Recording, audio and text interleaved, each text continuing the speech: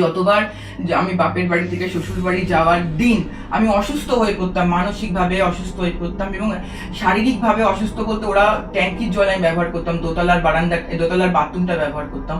ওরা কি করতো, ওরা ট্যাঙ্কির জলে গিয়ে কিছু একটা মিশিয়ে দিয়ে আসতো, হাত দিয়ে ধরে গোড়ালির ওপরে হাত দিয়ে ধরে কেউ দুটো পাকে এরকম করে বেঁকিয়ে দিচ্ছে, মানে পাশ ফিরে শুয়ে আছে আরও ওটাকে বেঁকিয়ে, যখন আমি কোনো রকমের ভগবানের নাম করে আমার জীবনটা তো আর কিছু রইল না, কেননা পুরো দিকে অন্ধকার। আমি এরকম শুয়ে আছি, ভোরবেলার দিকে দেখছি কি আমার একটা মন্দির।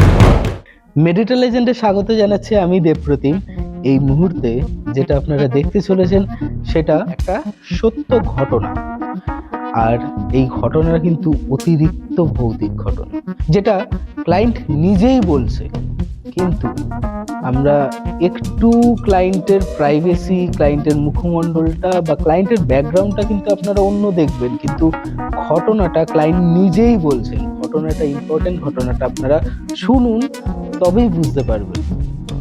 ক্লায়েন্টের প্রাইভেসিটা একটা ম্যাটার করে, তাই জন্য আমরা ক্লায়েন্টের প্রাইভেসির জন্য আমি আপনাদের কাছে ক্ষমা চেয়ে নিচ্ছি, কেন কি আপনারা অডিয়েন্স, আর আমি যতটা পারবো সেটা আমি দেখানোর চেষ্টা করব। এটাও একটা আপনাদের কাছেও আমাদের যে মহারাজের যে ক্লায়েন্ট আছে তার প্রাইভেসিও ম্যাটার করে। তো এইটুকু একটু রেখে বাকি ঘটনাটা কিন্তু সত্যি ঘটনা, আর খুবই ভয়ানক একটা ঘটনা, আপনারা শুনুন। Friday suspense.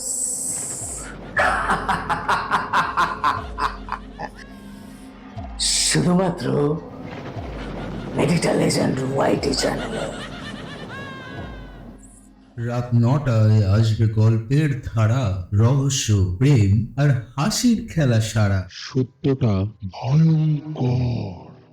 আমার ননদ কোনোভাবেই আমাকে পছন্দ করতো না, সেটা দেখতেই হোক বা কোনো দিক থেকে ওর মনে হতো যে আমি ঠিক না ওর জন্য। বান্ধবী হলো, ও নিজেকে সর্বগুণ সম্পন্ন মনে করতো, রূপে সরস্বতী গুণে লক্ষ্মী যাকে বলে। কিন্তু আমার শাশুড়ি ছেলের চাপে পড়েই হোক, কিন্তু আমার হাজবেন্ডের আমাকে খুব পছন্দ ছিল এবং আমার শাশুড়িও হাজবেন্ডের সেটিতে সম্মতি, ব্রাহ্মণের ঘরের মেয়ে, আমাদের সব ঘরে ঠিক আছে, কিন্তু আমার ননদের কোনো অ্যাঙ্গেল থেকে পছন্দ ছিল না। বিয়েটা তো হলো, বিয়ের 3 মাস পরে আমি আচমকা একদিন চেয়ার থেকে পড়ে গেলাম। তার আগে কিন্তু আমার কোনো রোগ ব্যাধি, কোনো অসুবিধা কিচ্ছু ছিল। এই শুরু হলো আমার হাঁটুর সমস্যা। আজও আমি সেই হাঁটুর সমস্যা বহন করে নিয়ে চলেছি। হ্যাঁ, তারপরে আমার ঘরে আমি কখনো দেখেছি গুঁড়ো গুঁড়ো কিছু ফেলা, একটা লাল রঙের রুমাল ফেলা, তারপরে বিছানার জিনিসপত্র এলোমেলো করে রাখা। আমি যখনই বাপের বাড়ি আসতাম দরজা খুলে রেখেই আসতাম। আমার খাট, আমার আসবাবপত্র আর সমস্ত কিছু যে জিনিসপত্রগুলো ঘুটে ঘেটে দেখা কোথায় কি আছে। কিন্তু এখানেই শেষ না, যে বছরে যে 4টে অমাবস্যা থাকে, সেই 4টে অমাবস্যাতে ওরা কোথাও একটা যেত, আমার ননদ আসতো, এসে কোথায় গিয়ে ওরা কাজ করাতো। এবং এখানেই শেষ না, প্রত্যেক শনি মঙ্গলবার বেশি করে হতো এবং অন্য দিনগুলোতেও হতো কিছুটা কম, এবং যদি অমাবস্যা পূর্ণিমা থাকে তাহলে সেগুলোতে বেশি হতো। যে সন্ধ্যেবেলা ঠিক 6টা সাড়ে 6টা, মানে কাল সন্ধ্যে যাকে বলে, সেই সময়টাতে টাটকা পেচ্ছাপের গন্ধ, পাতলা পায়খানার গন্ধ, বিড়ালের বমির গন্ধ, ডিমের পচা আষ্টে গন্ধ, তারপরে বিড়ালের কান্না, তারপরে কালো ধোয়া ঘরের মধ্যে ঘুরছে, দরজাটা যেন কেউ খুলে দিচ্ছে, দরজা সেই খোলার একটা যে আওয়াজ হয় সেরকম একটা আওয়াজ হচ্ছে, ঘরের মধ্যে কেউ পা ঘষে ঘুরছে, ঘরে একটা কালো ধোয়া চামচিকে বাদুর ঘুরছে, ঘরে কালো ধোয়া ঘুরছে। আমি যতই ঘর মুছছি না কেন, নুন দিয়ে মুছছি, সন্ধব লবণ দিয়ে মুছছি, কেরাসিন তেল দিয়ে মুছছি, কর্পূর দিয়ে মুছছি, কিন্তু ঘরের আষ্টে গন্ধ আমি কোনোভাবেই দূর করতে পারতাম না। এখানেই শেষ না, আমি শুয়ে আছি, এরকম কোনো দিন হতো কাজে ক্লান্ত হয়ে একটু সন্ধ্যাবেলায় চোখটা লেগে আসছে, এরকম 2 দিন হয়েছে পরপর যে এরকম আমি শুয়ে আছি, আমার পাটা ধরে যেন কেউ মুচড়ে দিচ্ছে, দুটো পায়ে যেটাকে বলে গোছা, ওই জায়গাটা ধরে, ডিমের জায়গাটা, হাঁটুর নিচে। তখন আমি কোন রকমে ভগবানের হাত দিয়ে ধরে গোড়ালির ওপরে হাত দিয়ে ধরে কেউ দুটো পাকে এরকম করে বেঁকিয়ে দিচ্ছে, মানে পাশ ফিরে শুয়ে আছে আরো ওটাকে বেঁকিয়ে। যখন আমি কোনো রকমের ভগবানের নাম করে এগিয়েছি, আমাকে কোনো রকম ঘরে কোনো রকম ঠাকুরের ছবি ছাড়া আমি একটা সিংহাসন করেছিলাম ওটাকে লাগানোর জন্য, লাগাতে দেয়নি, চূড়ান্ত অশান্তি করে বলেছিল ওপরে পুজো মারাবে, ওই জন্য এমনকি মোমবাতি ধূপকাঠিটুকু আমাকে ধরাতে দেয়নি আজকের দিন পর্যন্ত। আমার ঘরে ক্যালেন্ডারে করে আমার ভগবান আজও সেফটি পিনে ঝুলছে, আমার ঘরে আসবাবপত্র আমি যখনই এসেছি এরকম করে এলোমেলো করে দেখা হয়েছে। এখানেই শেষ না, আমাকে খাবারে মোচার তরকারিতে আমাকে লেবু মিশিয়ে খাওয়ানো হয়েছে, আমাকে ভাতের মধ্যে সার্ফ এক্সেল লেবু তো দিয়ে বিদ্বেষণের কাজ হয় রে মা, মানে আমরা অ্যাকচুয়ালি আমি নিজে করি, ওর স্বামীর সাথে আমরা ঝগড়া নিজে হতো, করি, খেলি হবে। লেবুর উপরে পিন দিয়ে ঢুকিয়ে ক্রিয়া করে আহুতি দেয়, তারপরে ওই লেবুটাই আবার তুলে দিয়ে দেওয়া হয়, যে এবার মানে যজ্ঞে দেওয়া হয়, ওটাই যজ্ঞ থেকে তোলা হয়, যেটা কাঁচা থাকে সেটা বলা হয় যে শরবত করে কিছুক্ষণ ওকে মধ্যে বলছে খাইয়ে লেবু দিয়ে দিয়েছে খেতে। মোচার মধ্যে লেবু দেওয়া হয়েছে, ভাতের মধ্যে সার্ফ এক্সেল সাবান দেওয়া হয়েছে, তারপরে পাঁচমিশালি একটা তরকারির মধ্যে কোনো একটা গাছের মূল সমেত শিকড়, যেটা ওই গাছের যে মূল পড়ে না, বাচ্চা নষ্ট সেইখান থেকে দেওয়া হয়েছে। এই সবগুলো দেওয়া, যেখানেই শেষ না, আমি বাপের বাড়ি আসলেই যখন শ্বশুর বাড়ি যেতাম, সেই দিন গেলে আমার জন্য পার্টিকুলার একটা বাটিতে আমার কোনো একটা ফেভারিট আইটেম ওরা রান্না করে আমাকে খেতে দিত। সেটা হতে পারে ইলিশ মাছ, হতে পারে ডিম কষা, হতে পারে কাতলা মাছের ভাজা বা কালিয়া, হতে পারে আলু ভাজা। এবার সেইটা যেই আমি খেতাম, তার ঠিক 24 ঘন্টা থেকে 72 ঘন্টার মধ্যে আমার সাথে আমার বাড়ি তুমুল অশান্তি হয়ে যেত। এমন অশান্তি মানে চুলোচুলি মারামারি কাটাকাটি অশান্তি। পরবর্তীকালে আমার মা বলেছিল যে তুই ওই খাবারটা খাবি না, ওই খাবারটাকে অ্যাভয়েড করবি। আর আমি অ্যাভয়েড করলে ওটা আমার বর খেত, যদি আমার বর খাত তখন আমার বর আবার আমার উপরে অ্যাটাক করতে শুরু করেছে।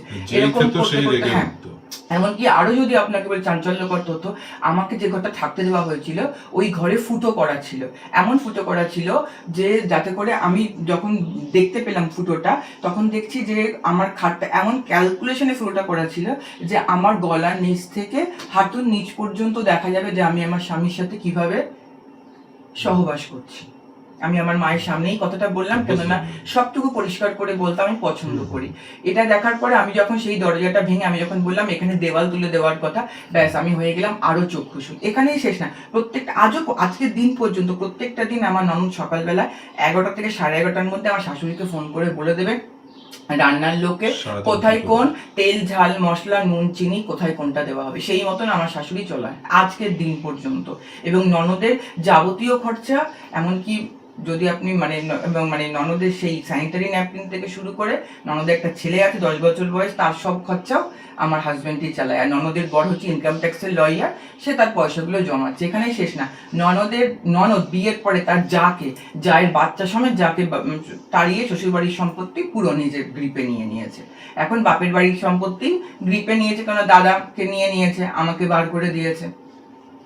এখন এরকম। আর সেখানেই শেষ না, মানে আরো যদি বলি, আরেকটু সংক্ষেপে যদি বলি, যে আমার শাশুড়ি আজকের দিন পর্যন্ত, আমি যখনই আমার স্বামীর সাথে হয় না যে স্বামী স্ত্রী বসে একটু কথা বলতে, সেখানে শ্বশুর শাশুড়ি বা তৃতীয় ব্যক্তি যাবে কেন, বিয়ের পর থেকেই ওরা প্রথমে ভাবতাম যে ওরা হয়তো সেখানে হয়তো প্রথম ভাবতাম যে ওরা ঠিক আছে, আমরা সবাই মিলে বসে কথা বলছি, ওরা যাচ্ছে ঠিক আছে, কথা বলে কমেন্ট করে চলে গেল। কিন্তু না, ওরা কান করে শুনতো আমাদের কথাগুলো, ননদ থাকলে সেও শুনতো।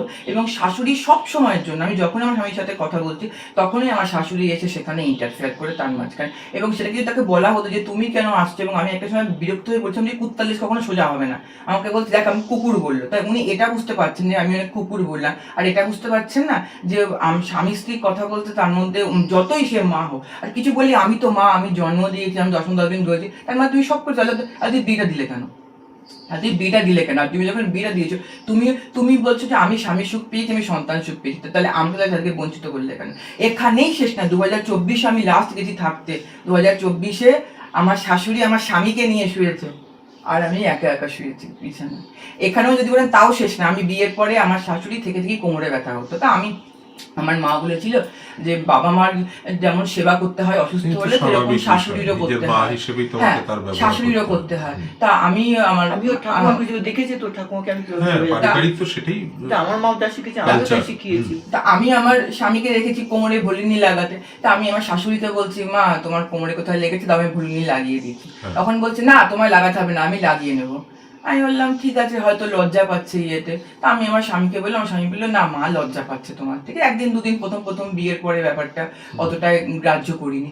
তারপরে দেখতাম যে না, যখনই আমার স্বামী মানে 2-4 দিন মানে সপ্তাহখানেক বাদে যখনই আমার স্বামী শুতে আমার সাথে ঘরে যেতে, তখনই আমার শাশুড়ি ডেকে নিয়ে দরজাটা বন্ধ করে সায়ার দড়িটা খুলে দিয়ে তাকে বলতো যে আমার কোমরের থেকে নিচদেশ পর্যন্ত নোংরা কথা আর আমার বলি নিজের লাগিয়ে দাও। আমার ননদ বিবস্ত্র হয়ে আমার স্বামীর সামনে জামা কাপড় চেঞ্জ করতো। আমার স্বামীও বিবস্ত্র হয়ে, এটা আমি প্রতিবাদ করছিলাম যে কি তুমি এটা এটা কি করছো, এখানে আমি আর মাম আছি, তুমি এরকম ভাবে জামা কাপড় চেঞ্জ করছো, এটা আমার তো না কি হয়েছে, তুমি তো সবই রেখেছো, বোন তো সবই দেখলেও মামের সামনে তো আমার একটা সম্মান আছে, তুমি এরকম করে সেটাকে নষ্ট করছো কেন, যে তুমি এরকম জামা কাপড় ছাড়ছো, তুমি ছাড়তে তুমি গামছা পরে ছাড়ো, নয়তো তুমি দরজাটা বন্ধ করে জামা কাপড় ছাড়ো, তুমি এরকম করে জামা কাপড় ছাড়ছো কেন।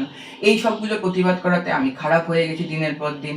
ওরা আমার সাথে কেউ কথা বলে না, আমার দিকে তাকায় না, আমি ওদের সামনে গেলে ওরা চোখ বন্ধ করে মুখ ঘুরিয়ে নেয়।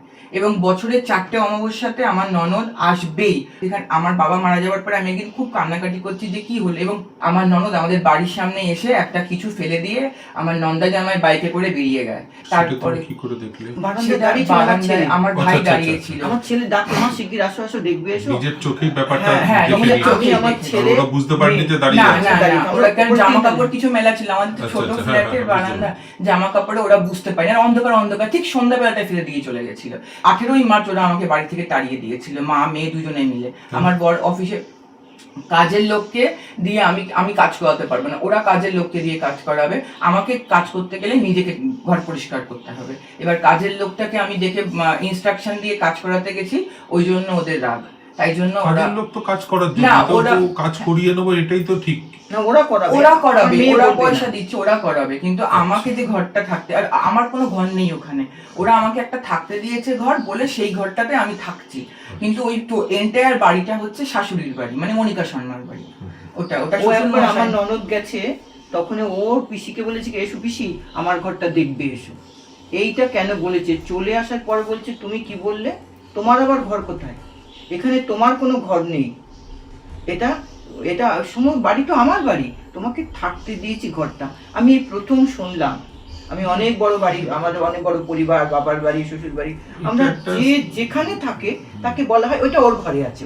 এই যে ছেলে হ্যাঁ, কেউ যদি বলে এ তো স্বাভাবিক। যে কাকিমা অচ্যুত কোথায়, বলে অচ্যুতের ঘরে, আমি পায়েল কোথায়, পায়েলের ঘরে। একটা অলিখিত ব্যাপার ওইটা এটা তো। সব হ্যাঁ, জন্য সবাই বলে, এবং আর আরো ওদের যদি- ওই বাড়িতে বলা যাবে না, হ্যাঁ, মানে ওখানে- কেউ এবং- বলতে পারবে না যে যে আমার ওর ঘর বলেছে বলে কি সম্পত্তি ওরে নিয়ে নিচ্ছে? হ্যাঁ সম্পত্তি হ্যাঁ, নিয়ে। যতবার যে আমি বাপের বাড়ি থেকে শ্বশুর বাড়ি যাওয়ার দিন আমি অসুস্থ হয়ে পড়তাম, মানসিকভাবে অসুস্থ হয়ে পড়তাম, এবং শারীরিকভাবে অসুস্থ বলতে ওরা ট্যাঙ্কির জল আমি ব্যবহার করতাম, দোতলার বাথরুমটা ব্যবহার করতাম, ওরা কি করতো, ওরা ট্যাঙ্কির জলে গিয়ে কিছু একটা মিশিয়ে দিয়ে আসতো, আর সেই জলে চান করলেই আমার সারা গায়ে ছাকা ছাকা অ্যালার্জির মতো, এমনিতে আমার অ্যালার্জির টেন্ডেন্সি আছে, আমার অ্যালার্জির টেন্ডেন্সি, শীতকালে আমার অ্যালার্জি হয়, ওরা জানতো, এবং ওই ছাকা ছাকা সারা গায়ে অ্যালার্জি হয়ে যেত, রক্ত আমাশা, বমি, জ্বর, তারপরে তো আমার বাবা, তারপরে এইসবগুলো তো শুরু হয়ে গেছিল, ওখানে গেলেই আমি এগুলো হতো, ট্যাঙ্কির জলে কি মেশাতো আমি জানি না। আপনার কাছে আজকে আমি আসতে পেরেছি কি ভাগ্য আমি বলতে পারবো না, কিন্তু মানে একদম পুরো বিছানায় শয্যাশায়ীর মতন, মানে কোনো কিছু আর মানে হাত পা অসাড় হয়ে যাচ্ছে এরকম টাইপের অসুস্থ হয়ে যাচ্ছে, মানে ওরা এমন কিছু করেছে। তারপরে যেটা বলছিলাম যে আমার বাবা অসুস্থ হয়ে যাওয়ার পরে, মারা যাওয়ার পরে আমি একদিন খুব কান্নাকাটি করছি যে এরকম আমার সংসারটা হলো না, বাবা তুমিও চলে গেলে, আমার জীবনটা তো আর কিছু রইল না, কেননা পুরো দিকে অন্ধকার। আমি এরকম শুয়ে আছি, ভোরবেলার দিকে দেখছি কি আমার একটা মন্দিরের মধ্যে একটা লোক লাল কাপড় পরে বসে আছে, আর একটা মা তারার বিগ্রহ, তাতে লাল কাপড় পেঁচানো, তার সামনে আমার শাশুড়ি আর ননদ বসে, শাশুড়ি কাঁদছে, ননদ নিয়ে গেছে, শাশুড়ি বলছে ও আমার ছেলেকে বুনিন বাড়িতে গিয়ে টুকটাক করে আমার ছেলেকে কবজা করে রেখে দিয়েছে, আমার ছেলেকে বাবা আমার কাছে ফিরিয়ে দাও। মেয়ে জামাইয়ের সুখ স্বাচ্ছন্দ্যটা তো বুঝতে পারছো, তাহলে ছেলের মুখ চেয়ে হলেও তো আমাকে তুমি মেনে নিতে। ঠিক আছে, বাচ্চা কাচ্চা হচ্ছে না, আমরা ডাক্তার, কিন্তু বিশ্বাস করবেন না, ডাক্তারের কাছে গেছি, ডাক্তার কি বলেছে? দুজন ডাক্তারকে বড় ডাক্তার? দেখিয়েছি, দুজন ডাক্তারই টেস্ট করে, আমার টেস্ট করেছে, আমার হাজবেন্ডের টেস্ট করে বলে তোমাদের টেস্টের রিপোর্ট ওকে আছে, তোমরা 3 থেকে 6 মাস একসঙ্গে থাকতে পারো বাচ্চা হওয়ার জন্য, অথবা তোমরা IVF করো, কারণ তোমাদের কোনো সমস্যা না। কোনো সমস্যা নেই, কিন্তু সন্তান আসছে না, এই তো তন্ত্রোক্ত দুনিয়ায় ঢুকে গেলে আবার যেটাকে আমরা বাজাকরণ, বন্ধাকরণ ক্রিয়া বলি। তবে তোমার কি এইটা ক্রিয়াটা হয় কিন্তু ইনার গার্মেন্টস এর উপর, এগুলো কি কিছু সরাসরি হয়েছে কখনো? দেখুন, আমি তখন বিয়ের পরে তখন তো দরজা খুলেই রেখে আসতাম, আলমারিতেও চাবি দিয়ে আসতাম না, আলমারিটা খোলাই থাকতো, কারণ আমার মা বলতো যে দেখ ওখানে গেছিস, ওখানে লুকোছুপি, ওরা তো চোর ডাকাত না, কিছু তো নিয়ে তো নেবে নিজের না। ঘর, এখানে তো তারপরে অন্য কোনো বিয়ের কিছু- পরেও এরকম অনেক কিছু, ওরা সোনার কানের দুল আমার থেকে চুরি করে নিয়েছে না বলে, মানে আমার ব্যবহার করে আমি খুলে রেখে চানে গেছি, পরে পড়তে ভুলে গেছি, পায়ের আংটি, পায়ে যে রূপোর আংটি পরে তাই নিয়েছে, বিয়েতে পাওয়া প্রেজেন্টেশন তো আছেই, ওগুলো মানে বাদই দিন, ও তো মানে অগণিত কত কি নিয়েছে কি, আর ইনার গার্মেন্টস কি নিয়েছে কি তার না, তখন প্রথম দিকে আমার তো- মেয়ের অত হিসাব থাকে না, ও একটু ভুলভাল ও কারণ এই যে এটা মা ইনার গার্মেন্টস একটা আরেকটা এর থেকে ভালো কাজ হয়, মানে এই বাজাকরণ ও, তারপরে ক্রিয়ায় বিয়ের শরীর টোপরে- খারাপের কাপড়, নিতেই পারে। আমার মেয়ের কোনো তো খারাপের কাপড় বলতে গেলে এটা সংগ্রহ করে নিলে এই বাজাকরণ একদম এক নম্বর জায়গায় দাঁড়াবে। কারণ আমার মেয়ে অত ওরকম নয়, মানে যে অনেকে গুছিয়ে টুচিয়ে যে সামলে চলতে পারে না। না, আমি- সবাই তো ওর কাছে ভালো, ওর কাছে খারাপটা ছিলাম শুধু আমি বলতাম খারাপ শুধু আমি, তুমি শুধুই আমায় মা বকো। তো মায়ের উপরে সব ঝাল মেটানো হ্যাঁ, যায়, বাকি তুমি কাউকে আমায় বলতে বকো, তুমি আমায় বলো, সবাই আমায় খুব ভালোবাসে। বললাম হ্যাঁ সবাই ভালো, খারাপ শুধু আজ আমি আমার মাকে বলি জানেন যে মা তুমি সবাইকে ভালো বলো, আমাকে একবারও ভালো বলো না মা, আমি তো কোনো কাজ পারি না তোমার কাছে, আর সবাই তোমার কাছে ভালো। মা কি চাই জানিস, বেস্ট অফ বেস্ট, সব থেকে ভালোরও ভালো তার সন্তান হোক, তাই তোকে বারবার খুদ ধরা, তোর এইটা খুদ, এটা ঠিক কর, ওটা খুদ, ওটা ঠিক কর, হ্যাঁ, মানে হচ্ছে এটা করো কেউ না, এটা যেন করো। কোনো অ্যাঙ্গেল থেকে না বলতে পারে যে তুমি এটা পারোনি। কিন্তু জানেন না, আমার শাশুড়ি কিন্তু এই শাশুড়ি একবার ননদের সব, ও কাজ পাগল মেয়ে, ও সারাক্ষণ কাজ করে। আমার শাশুড়ি চাই কি যে আমি ভোর 5টা থেকে উঠে রাত্রি 12টা পর্যন্ত পাগলের মতন কাজ করব, তারপরে আমার শাশুড়ি বিছানার তলায় মাটিতে বিছানা করে শোবো দুপুরবেলা, রাত্রি 12টার পরে স্বামী ঘুমিয়ে পড়লে তারপরে গিয়ে স্বামীর পাশে শোবো, আবার ভোর 4টে 4:30 5টা বাজলেই স্বামীর পাশ থেকে উঠে চলে আসবো, ওরা মাটিতে শুয়ে শুয়ে থাকে, উঠে চলে আসবো। এবং এখানে এখানে মাটিতে শুতে পারি না। আর একটা কথা এখানে বলবো, আমার শাশুড়ি ননদ আমার হাতে রান্না খায় না, ওরা যে যখনই কোনো কিছু রান্না করেছে বিয়ের পর থেকে আজকের দিন পর্যন্ত ওরা আমার হাতে রান্না কিছু খায় না। ওই খেলে আমার স্বামী, আর আমার স্বামী না খুব খুঁটে খুঁটে অল্প খায়, পরিমাণে অল্প খায়, আমার স্বামী ওই খুঁটে খুঁটে একটু খেত, আর বাদ বাকিটা হয় আমাকে খেতে হতো, নয়তো ফেলে দিত।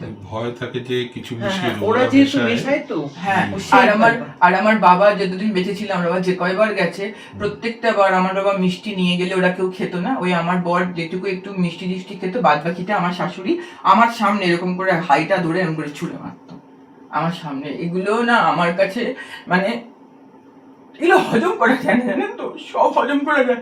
বাবা মা, হ্যাঁ আমি হয়তো আমার বাবার সাথে ঝগড়া করেছি, আমার মায়ের সাথেও করছি, কিন্তু বাবা মায়ের অপমানটা না আর কিছু যাই হোক মেনে নেওয়া যায় না। যদি বলেন এই জন্মের বাবা মাটা তো, এই জন্মটা তো তোমার বাবা মায়ের জন্য এটাতে উপলক্ষ মাত্র। তারপরেও বলবো যে বিশ্ব পিতা বিশ্ব মাতা যে আছে, আমার শাশুড়ি যেদিন আমার বিশ্ব মাতা আর বিশ্ব পিতাকে অপমান করে দিয়েছে, সেই দিন থেকে আমি শাশুড়িকে আমার পরম শত্রু মনে করেছি। তো একদিন দেখছি এরকম টোপরে 2টো টুকরো রেখে দেওয়া সিংহাসনের ওপরে, তা আমি না মানে নির্দোষ মনেই আর কি সরলভাবে জিজ্ঞাসা করি শাশুড়িকে যে এরকম টোপরের 2টো টুকরো ওখানে রেখে দেওয়া দেখলাম মা। তখন বলছে হ্যাঁ ওটা ওই মামের ছেলের অন্নপ্রাশনের টোপরের টুকরো। কিন্তু আমার কিন্তু ওটা সন্দেহ হয়েছিল, টোপরের টুকরোটা সিংহাসনের ওপরে রাখা ছিল। এবার আমি তো ওনার কথাটাই বিশ্বাস, কতদিন মানে বিয়ের কতদিন পর? বছর 2 পরে দেখেছিলাম। বছর 2 বাদে? হ্যাঁ, এবং আমার বিয়ের বছর খানেক বাদে আমি বাপের বাড়ি এসেছিলাম, তারপরে গিয়ে শুনি যে বিয়ে টিয়ে সব ওইসব যেগুলো 1 বছর পরে ফেলতে হয় সেগুলো সব কবে ফেলে দিয়েছে। তাই আমি বললাম যে এগুলো ফেলে দেওয়া হয়ে গেছে। তখন আমার বর বললো হ্যাঁ মা ওগুলো গিয়ে কবে ফেলে দিয়েছে। আমি বললাম ও বাবা তাই নাকি, এরকম মানে ওইগুলো আমি আর দেখিনি। বিয়ের 6 মাস পরে আমি আর ওইসব কিছু আমাদের 1 বছর রেখে দেয়, 1 বছর বাদে ফেলতে 1 হয়। বছর বাদেই পড়ে এটা। 1 বছর ওদের ও বললো মা আমাকে এসে বলছে মা তুমি এগুলো রেখে দিয়েছো, আমার শাশুড়ি তো 2-3 মাসের মধ্যে কবে ফেলে দিয়েছে। না 1 বছর থাকবে, 1 বছর বাদে তো 1 বছর বাদে আমরা সব ফেলি, জলে দিয়ে এসে নিয়ে গিয়েছে, গিয়ে ওরকম ফেলে দিয়েছে। আবার ওর ঘরে এসে যে উনি জিনিসপত্র ঘেটে ঘেটে দেখে আমি ওদেশে ওর শাশুড়ি পায়ে মানে বলে না যে রাখে হরি তো মারে কে। তো আমি যখন ঘরটা মুছছি আমার ওপর ঘরটা, তখন দেখছি নেতার মধ্যে একটা নোক, আর নোখের সবুজ নেল পালিশ দেওয়া। তো সামহাও কেউ যেন আমাকে বলছে কি এইটা কিন্তু প্রমাণ যে এই তোর ঘরে কেউ এসেছিল। তা আমি সেই নোকটাকে ধুয়ে রেখে দিয়ে পরে চান টান করে যখন নিচে নেমেছি তখন দেখছি শাশুড়ির পায়ে সবুজ নেল পালিশ করা। এবং আমি নেল পালিশটাই হ্যাঁ, এবং আমি সেই নোকটা পরবর্তীকালে মাস 6 বাদে আমার বরকে দেখিয়েছি। আমার বর বলছে না না হতেই পারে না, ও তো নেতার সাথে জড়িয়ে গেছে। কি করে আপনার জড়িয়ে আসে? তোমার মার ঘর মোছা নেতা আলাদা, আমার কে যে ঘরটা থাকতে দিয়েছো সেই ঘর মোছা নেতা আলাদা, তাহলে কি করে সেই ওকে নেতাটাও আমি দিয়ে দিতাম ঘর মোছার, ওরা নেতা দেবে না। ওকে আমার নতুন জামা কাপড় আমি তো নিয়ে যা, তোর বাবার লুঙ্গি ছেড়ে আছে নিয়ে যা, নিয়ে গিয়ে ঘর মুছবি। এখন কি করবো, আমি চাই আমার মেয়েটা সংসার করুক, একটা বাচ্চা হোক, কিভাবে মেয়েটাকে সুস্থ করা। ঠিক আছে, আর কিছু কনফেস মানে আর কিছু বলতে চাস? হ্যাঁ, আমি চাই যে শাশুড়ি ননদের যেমন আছে, শাশুড়ি নৈহাটি। ও আর একটা কথা হচ্ছে যে আমার স্বামীকে ওরা এমন কিছু করেছে, আমার স্বামী আমার পাশে শুলেও রাত্রিবেলায় ঘুমের মধ্যে কেঁপে কেঁপে ওঠে। আমার স্বামী রাত্রিবেলায় কিন্তু ঘুমের তন্ত্র মধ্যে বান কেঁপে করে ওঠে, দেওয়া। এবং আমার স্বামী মাঝে মাঝে খুব ভয় পায়। 2 আর 3 হচ্ছে যে আমার স্বামী কিছুতেই মোটে আমাকে বিশ্বাস করে না। আর ওর মধ্যে এমন একটা কিছু করা যে ওর মা বোনকে নিয়েই খুশি আছে সংসারে, মানে ওর মা বোন আছে মানে সবকিছু আছে, আর কিছু নেই। তো ওই জন্য আমি চাই যে শাশুড়ি ননদ যেমন আছে থাকুক, আমার কোনো তাতে হেলদোল নেই। মায়ের কোল থেকে সন্তানকে আলাদা করে না, কিন্তু স্বামীর কাছ থেকে কি স্ত্রীকে আলাদা করে দেয়? এটা তো কোথাও নেই। তাহলে সব তাহলে সম্পর্কেই সম্পর্কটা তাহলে বজায় থাকা তাহলে তাহলে তাহলে এত তাহলে আজকে 45টা বছর তো আমার শাশুড়ি সন্তান সুখ ভোগ করেছে, আমার স্বামীও মাতৃসুখ ভোগ করেছে। বাকি জীবনটা আমি যেন স্বামী সুখ থেকে বঞ্চিত না হয়ে, আমি যেন বাকি জীবনটা আমি যেন স্বামী সুখে আচ্ছাদিত হয়ে জীবনযাপন করতে পারি। এবং শাশুড়ি ননদ যেমন আছে আলাদা থাকুক, তাদেরকে যদি আপনি বিচ্ছেদ করে তাদের থেকে বিচ্ছেদ করে, ঠিক আছে, সেখানে বিচ্ছেদ যা করে আমার করেন, সাথে কিভাবে আলাদা করে সংসারটা সংসারটা হবে, করিয়ে আমাদের দিন। ঠিক আছে, সেটা আমি দেখি। করিয়ে দিয়ে সাহায্য করুন, এবং শাশুড়ি ননদের সাথে ঠিক আছে হাই হ্যালো থাকুক, যেরকম আমার সাথে। আচ্ছা, এখন আর আমার একটা স্বামী। হয় আমাদের বাড়িতে, আমার 2 দিন বললো আমার জামাই, আমাদের বাড়িতে ওর বাবা মারা যাওয়ার পর, তখন 1 বছর হয়নি, তা তখন আমরা একটা ঘরে শুতাম। তা ওর জামাই আসার পর আমি অন্য ঘরে শুতে যাচ্ছি, বলছে না না মা এখানে এক ঘরে শুন। তা ওরা ওপরে শুয়েছে, আমি আর আমার ছেলে নিচেই শুয়েছি। ও নাকি রাত্রিরে স্বপ্ন দেখছে ঠিক আমার ছেলের মতন দেখতে, কেউ ওর হাত ধরে খুব টানছে, আর ঘরের মধ্যে সারা ঘর নাচছে ঘরের মধ্যে। তাই দেখে ওর এমন ভয় পেয়ে গেছে, বলে গলা শুকিয়ে যাচ্ছে, ওই হয়ে যাচ্ছে, হাত পা শক্ত হয়ে যাচ্ছে, আমি ডাকতেও পারছি না। তারপরে আমার হাতটা যে ছেড়ে দিলে তখন আমি স্বাভাবিক হলাম। একদিন নাকি স্বপ্ন দেখেছে। তাই না, আমাদের ঘরের মধ্যে কি আর হবে? বলছে না একদম ঠিক ভাইয়ের মতন, মানে আমার ছেলের মতন। মানে বাবা মারা যাওয়ার পরে ও ফিরে মৎস্যমুখীর দিন এসে চলে গেল, তারপরে 6 মাস কিন্তু আর বাদে। আসেনি। তার 6 মাস বাদে এসে, তার 6 মাস বাদে এইটা হয়েছিল এক। আর দ্বিতীয়ত হচ্ছে যে 2 মাস আগে একবার হয়েছিল, আমি এরকম রাত্রিবেলায় ল্যাট্রিনে গেছি, তো আমার বস শুয়ে আছে, বলছে যে আমাকে এরকম মুখটা এরকম চেপে ধরছে, আমি কথা বলতে পারছি না। মানে যদি কেউ এরকম ভাবে হাতটা দিয়ে মুখটা চেপে ধরলে যেমন হবে, ওরকম ভাবে দম আমাদের টম flat-এই বন্ধ হয়ে হচ্ছে। যাচ্ছে। আমার ঘরটাতে, মানে আমি ওর যে ঘরটাতে। ঘরটায় থাকি সেই ঘরটাতেই এটা এটা হচ্ছে। মানে তোমার বাড়িতে? আমার বাড়ি, এই ঘটনাটা হ্যাঁ। তোমাদের নিজেদের হ্যাঁ, বাড়ি? এই বাড়িতে? হ্যাঁ হ্যাঁ হ্যাঁ, এই বাড়িতে হচ্ছে। আমার ছেলে প্রচন্ড শান্ত নম্র ভদ্র, আমাকে প্রচন্ড ভালোবাসতো, মানে আমি 7 দিন বয়স থেকে আমার ভাইকে মানুষ করি। 12 বছরের ছোট বড় আমার ছেলে মেয়েতে। আর ও তো ভাই ভাই করে কান্নাকাটি করতো ভাইয়ের জন্য, কত ঠাকুরের কাছে গিয়ে মানত করতো আমার ভাই লাগে। সেই ভাই হলে ভাইকে ও, আর ভাইও ওকে ভালোবাসতো। ও যখন চলে গেল, আমরা তো মেনে নিইনি, ওই পালবাড়ি চলে গেল। চলে গেলে ওর ভাই না খুব কাঁদতো। আর রাস্তায়, আমাদের রাস্তার উপর দিয়ে দাঁড়িয়ে দাঁড়িয়ে দেখে দেখে বড় বড় মেয়েদের দেখলে বলতো কি, মা মা মানুকে কি এরকম দেখতে হয়েছে, মা মা দেখো তো মানুকে কি এরকম লাগবে দেখতে, আমি কি ওকে চিনতে আর পারবো? আমার ভাই আমাকে ধরে মারে। এবার অষ্টমীর দিন আমার ভাই আমার মাকে ধরে মারতে মারতে মার ঘর থেকে হেঁচড়াতে হেঁচড়াতে আমার ঘরে নিয়ে এসেছে। কেন না, আমার মাকে, মানে আমার সাথে ও যেতে গিয়ে ধাক্কা লেগে গেছে, আমার মাথাটা ঘুরে গিয়ে ধাক্কা আমি লেগে গেছে। পুজোয় বসেছি, আমি বললাম দেবাংশু একটা লেবু দে তো, ওর লেবুটা দিতে গিয়ে ওদের 2 ভাই বোন ধাক্কা লেগে গেছে। এই ধাক্কা কারণে। লেগে যাওয়াতে মানে এক কথায় 2 কথায় আমার মাকে মার ঘর থেকে টানতে টানতে আমার ঘরে এনে মাকে মারছে, বলছে ঘুমের ওষুধটা বার করে। আমি ঘুমের ওষুধ খাই রাত্রিরে একটা ঘুমের করে। ওষুধ খেয়ে আমার suicide না করেছে। হলে আমার ঘুম হয় না। আমি যেহেতু ঘুমের ওষুধ দিচ্ছি না, বল তুমি আসো ওর ঘরে, ওর ঘরটা আমি টেনে ওর ঘরে নিয়ে গেছি, শুয়ে পা ধরে টানতে টানতে। টানতে টানতে হাত ধরে, পানা হাত ধরে ও, নিয়ে গেছি, হাত পরে ধরে। আমার 2টো হাত সেই থেকেই ব্যথা, ওরকম করে একটা হাত ধরে ওখান থেকে অনেকটা দূরে ঘরে নিয়ে গেছে। বলে আমার ছেলেও কোনো কথা এরকম ছিল না, আমার ছেলে খুব শান্ত। আমার মেয়ে চঞ্চল ছিল, ছেলে বরাবর খুব শান্ত মানে এখন ছিল। এরকম- ওই যে জিনিস ফেলেছিল তোমাদের বাড়িতে, তারপর সেটাকে কোনো কাটান আমরা কিছু তো করোনি? বুঝতে পারি না, আমরা ভেবেছি হয়তো ওরা এমনি এমনি এসেছে, এসেছে। কিন্তু ওখান পরে থেকে যখন না এইরকম বাবা যখন হচ্ছে, অসুস্থ বাবা মা হলো, তখন বুঝলো। তারপরে বাবা মারা যাওয়ার 1 সপ্তাহ আগে আমি দেখছি যে এরকম আমার বাবা আমি ঘুমের মধ্যে দেখছি এরকম বাবা শুয়ে আছে, বাবার শরীর থেকে একটা বিশাল কদাকার পিশাচ, যেরকম আমরা কার্টুনে দেখি ওরকম পিশাচের মতন একটা চেহারার একটা কিছু একটা বাবার শরীর থেকে বেরিয়ে চলে গেল। তার সপ্তাহখানেক বাদেই বাবা মারা গেল। তারপরেও তোমরা কিছু খণ্ডন কোথায় করো? যাবো বলুন তো? কোথায় যাবো? যে বললাম না, স্বদেশ আর দেখুন, আচার্য বলে যেখানেই যার যাবো, সাথে ও যোগাযোগ সেখানে- করেছিল, যেখানেই যাবো পঞ্জিকা প্রচুর দেখে টাকা। করেছিলাম। আর একটা বলতেন আমার স্বামীর কোনো পেনশনে এয়ারপোর্টে চাকরি করতেন, পেনশন নেই, টাকা পয়সা 12 বছর রিটায়ার করেছিলেন, ছেলের বইতে, মেয়ের বিয়ে, তারপরে অনেক তারপরে ওই যে করতে ওই সব হয়েছে। কেসগুলো করে মিউচুয়াল ডিভোর্স প্রচুর করে টাকা আমার খরচা হয়ে গেছে, খরচা এখন হয়ে আমার গেছে। কোনো টাকা পয়সা নেই। আমার একটা ছোট বাড়ি আছে, ওখান থেকে সামান্য বাড়ি ভাড়া, তাতেই আমার সংসার 4,000 টাকা বাড়ি ভাড়া হ্যাঁ, পাই তাতে আমরা। কোনো রকম তাও ভাঙাচুরো তখন বাড়ি, আবার আমার সেটা ছেলে repair পড়ছিল, ছেলের পড়া কমপ্লিট হয়নি, ছেলে ল পড়ছিল, তার জন্য ফলে প্রচুর আমার পয়সা খরচ হয়ে গেছে। এবার পয়সা করে নিয়ে এবার কোনো দেখুন যার কাছেই যাব, মানে এখন এমন হয়েছে যে আমি বিনা পয়সায় তো কিছু হবে না, আমি কোথায় যাব, কার কাছে যাব? আর একে তো মানে ধরুন শারীরিক মানসিকভাবে ভেঙে পড়ছি, সব কথা সবই তো বলতে পারি না।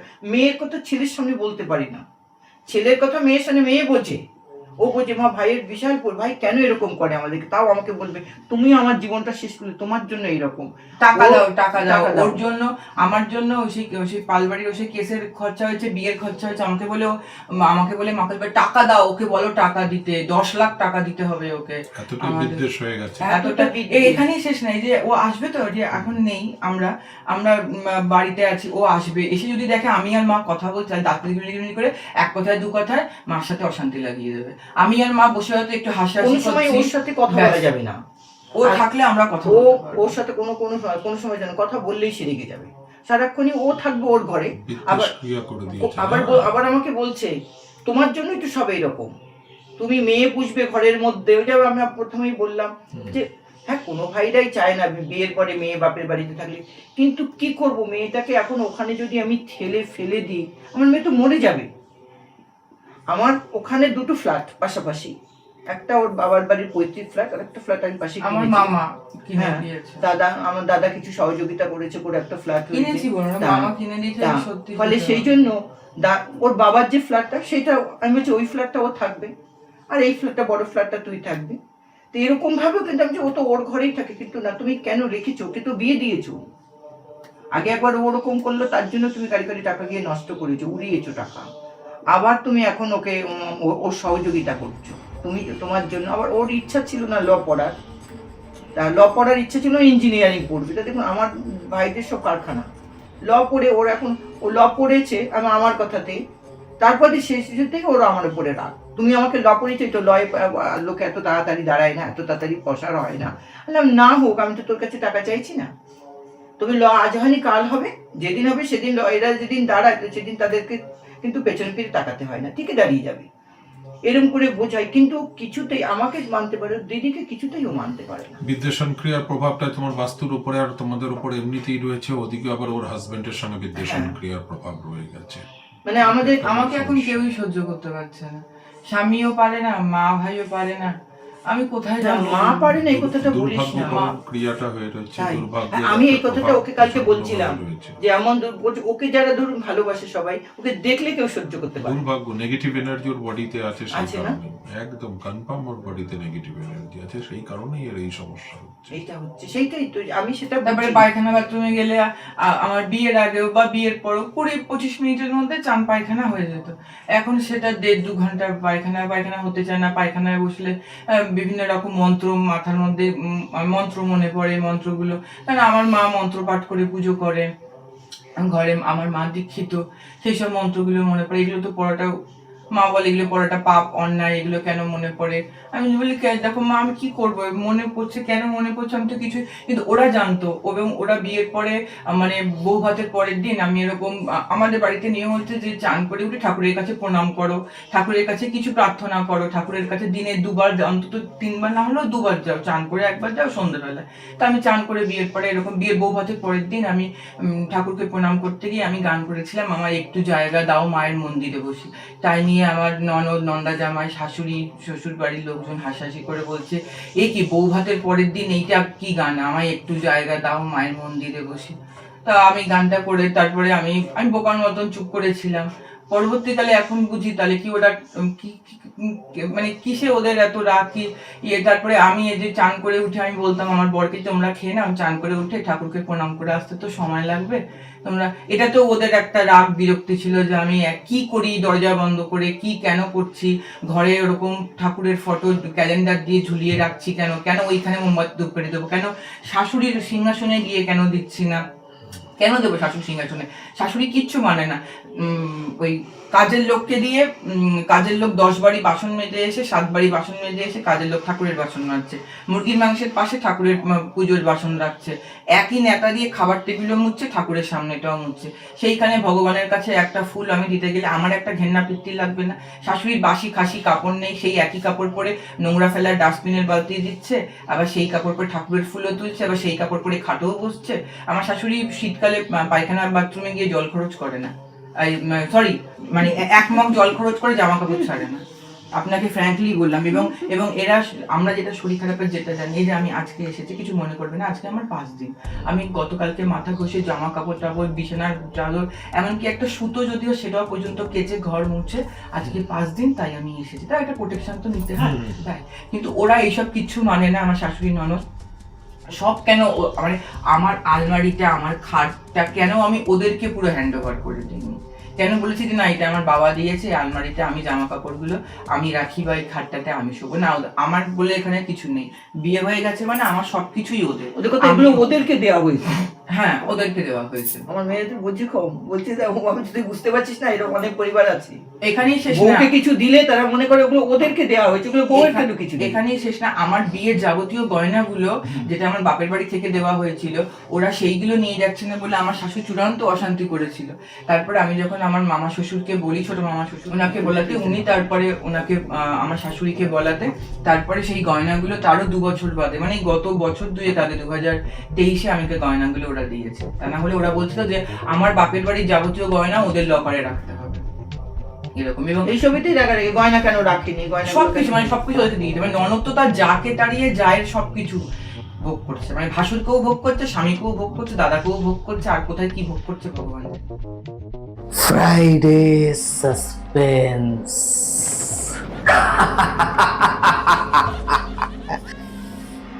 শুধুমাত্র মেডিটা লেজেন্ড ওয়াইটি চ্যানেলে।